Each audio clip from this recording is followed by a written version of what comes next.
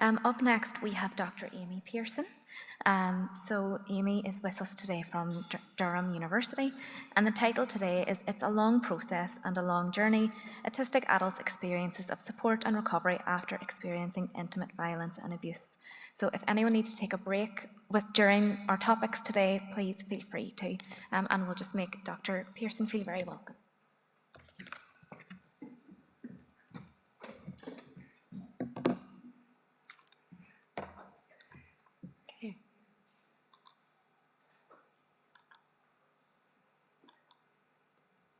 Okay, so I'm just going to start off by telling you a little bit about myself and my positionality before I tell you about the research. So I am a late diagnosed autistic autism researcher, and I tend to use co-production and participatory methods in the work that I do because I'm one autistic person. My experiences, my views don't necessarily represent the autistic community in general, and I think it's really important to share power with the people that we're working with in order to make sure that our research addresses community priorities and actually has impact in the lives of autistic people. I also take a neurodiversity perspective. You'll have heard a lot about that over the past few days, but I see neurodivergence as something value neutral. I don't view it as a pathology, as us being inherently deficient or impaired, but likewise, I don't see it as a superpower. We are allowed to exist in a value neutral way without having to be better or worse than other people. So the work that I've done today was conducted as part of a team. So Kieran Rose, Sarah Douglas, Felicity Cedric and Monique Botha also worked on this project with me, and we had a mix of both lived experience of being autistic and of experiences of intimate partner violence among the team. And it was really important for us that those experiences were represented in order to ensure the kinds of questions we were asking and the way that we were doing the work gave a unique and a useful insight.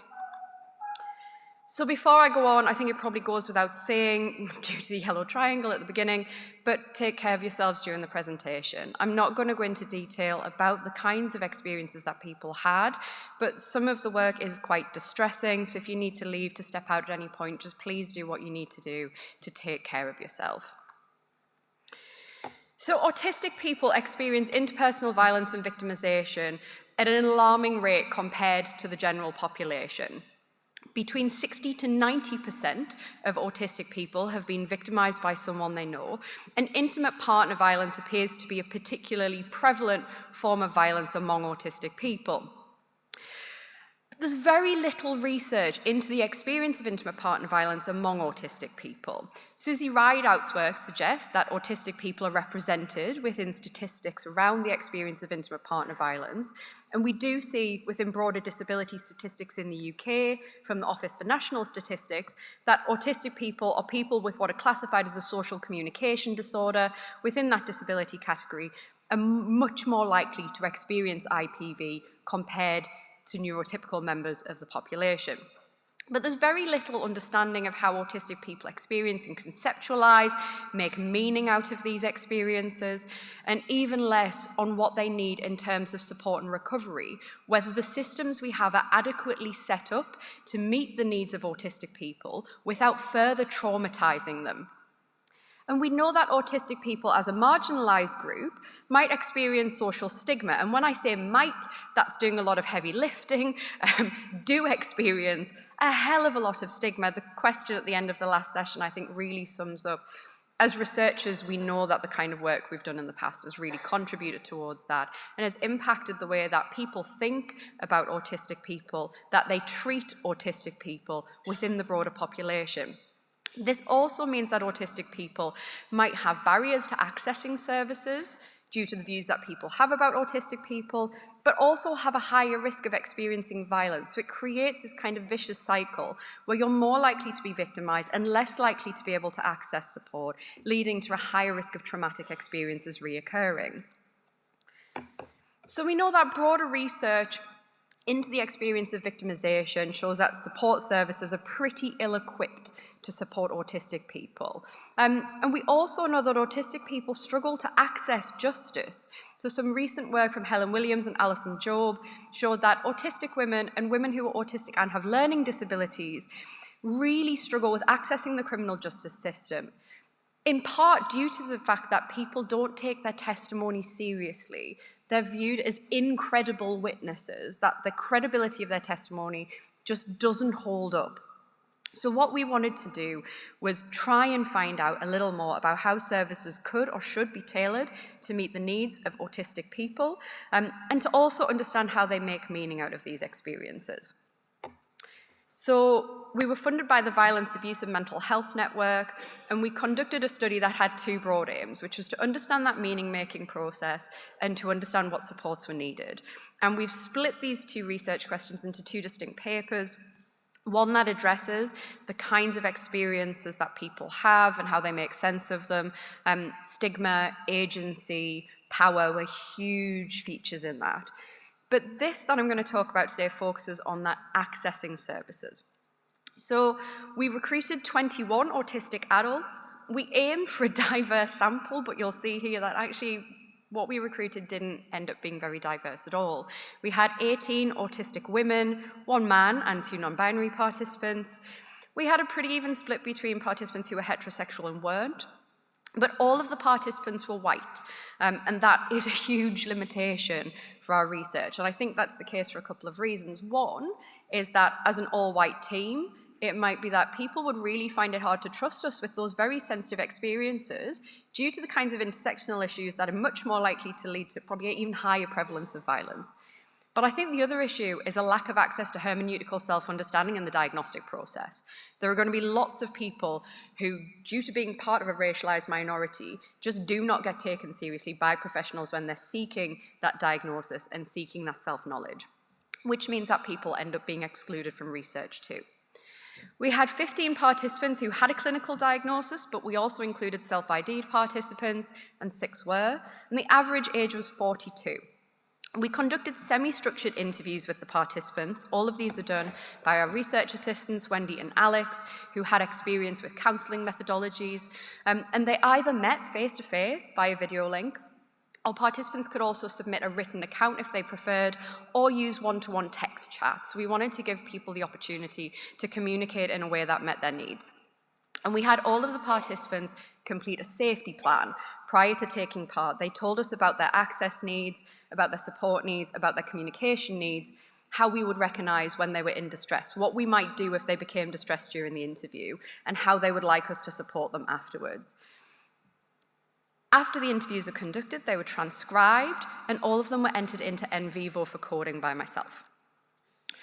So I used reflexive thematic analysis. I went through and I read the transcripts, I coded the data, reading them multiple times, and then using an inductive process. When something salient came up, I would assign a code, and I met regularly with Monique, one of my colleagues on the project, to talk about my interpretations of the data.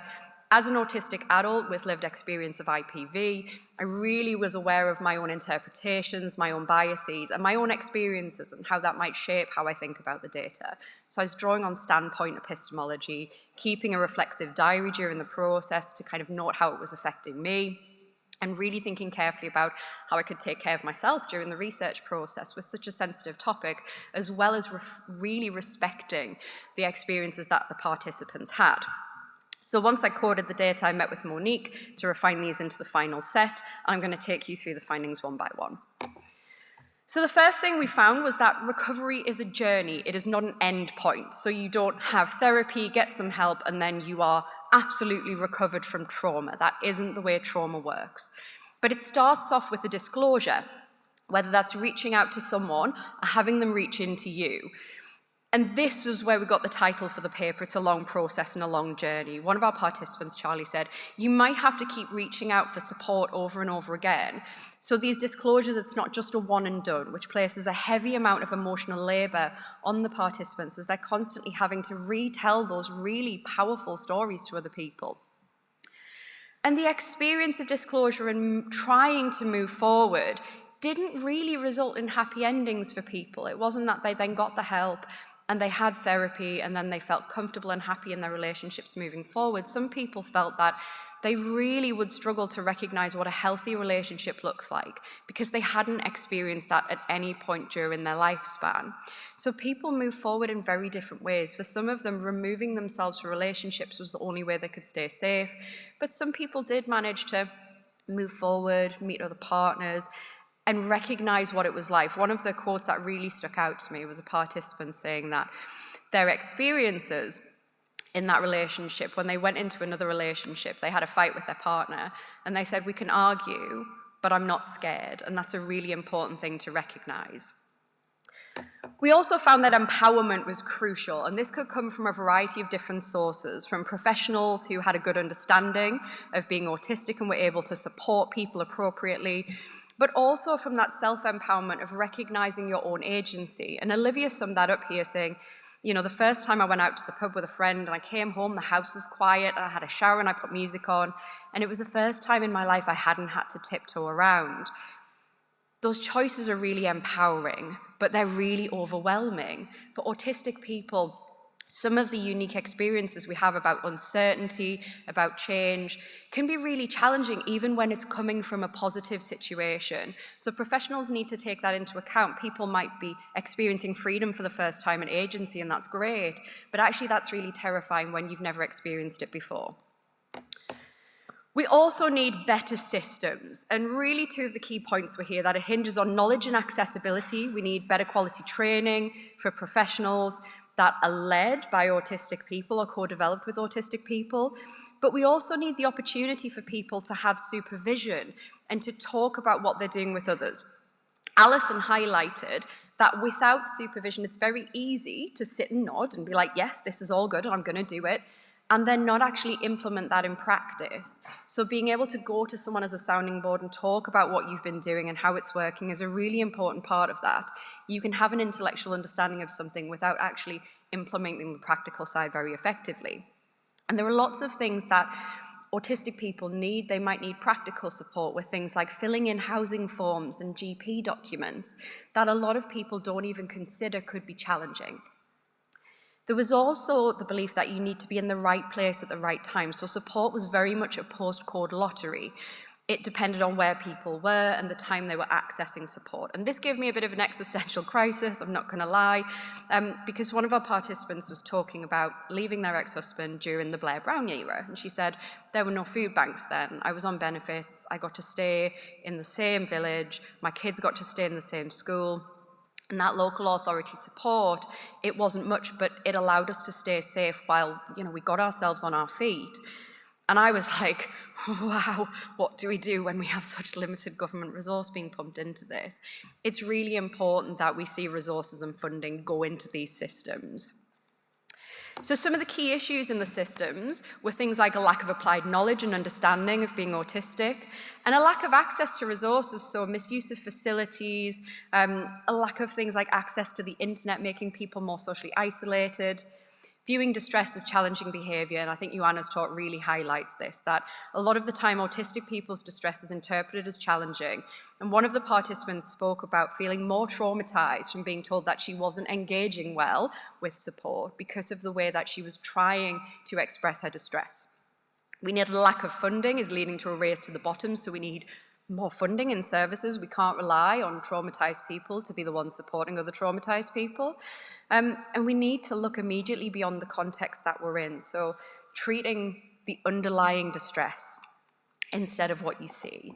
But we did see some pockets of great practice. We have access to anonymous services and resources. People found that really helpful. And social workers who were able to provide good support. Staff seeing beyond what's in front of them. And Lydia summed this up saying that she went to the GP and told the GP that she was experiencing suicidal ideation, and she wasn't. She just felt like she needed to get away from her partner. And so the GP admitted her into a local hospital, and the staff immediately picked up on something between her and her husband, and they said, we're going to give you somewhere safe to stay for 2 weeks. Now, we're not suggesting that people need to be able to recognise some very nuanced and subtle signals, but just digging a little bit deeper around people's experience sometimes can give you access into that underlying what's going on.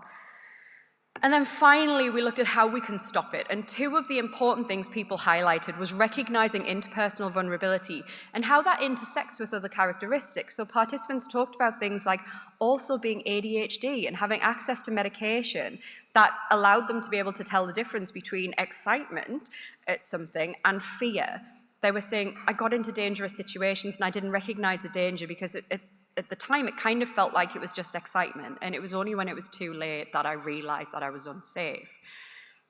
We also need better education. We need tailored relationship and sex education for young, disabled, and neurodivergent people that recognizes their needs, that teaches them what good, healthy relationships look like, because we all have relationships at some point in the lifespan. Catherine said, you know, we get sex education, but generally there's a relationship before you get to that point. We need to teach people about this. So just to finish off, as part of the project, we came up with a resource for autistic adults to talk about healthy relationships and the recognition of green, red, and amber flags. So just because a relationship isn't abusive doesn't mean it's a good relationship, and it's also okay to leave those. This is free to access on the Centre for Neurodiversity and Development website. We also have an easy read version for people with learning disabilities, and we'd love as many people to access and use this as possible. So thank you all very much for listening. Sorry for talking so long, and thank you to my wonderful collaborators, the people who took part in the research, and Lauren Osborne, who drew those lovely images you saw on the screen.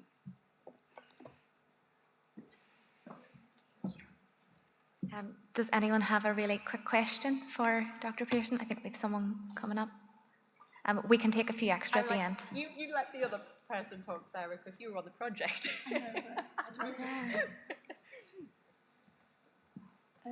Thank you for doing this. Do you think in the future you'll produce resources that look at the recovery and support journey for those of us that have experienced intimate partner violence? Thing I'd be really interested in doing, yeah, and I think we need a lot more work on that recovery process.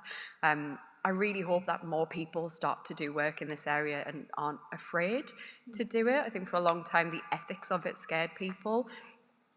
People do a lot of really unethical research and then are scared to do something that would have a positive impact. So yeah, I think that's really important. Thank you. Needless to say, I'm incredibly proud of this project. One thing that really strikes me with the sort of training I've had working with survivors is that whenever we run workshops or do conferences or anything like that, we always have emotional support people on hand so that when people are really impacted by this work, there is somebody there to catch them. And I've rarely been to conferences where I see that in action, and I'm just wondering, do you think it's feasible to be able to organise this sort of stuff for conferences? Loaded question. I'm good at those. Because I know, so we're doing a little bit of work about emotional support in research as well at the moment. Yeah, no, and I've been to conferences where there's been a psychotherapist on hand. I think it depends on the focus. Like on the contrary, I was at a conference on domestic violence last week. The sessions ran 8 till 6 and there was like no break, no support, no coffee. And I was like, this is terribly organised, because you've got such a bleak topic and then like no respite, no rest time. So yeah, I think it's possible. I think we're seeing a lot of accessibility being implemented into conferences. We're seeing a lot of people's needs being recognised, and it's just part of that shift. I think that we'll see more of that in future. Thank you, Dr. Pearson.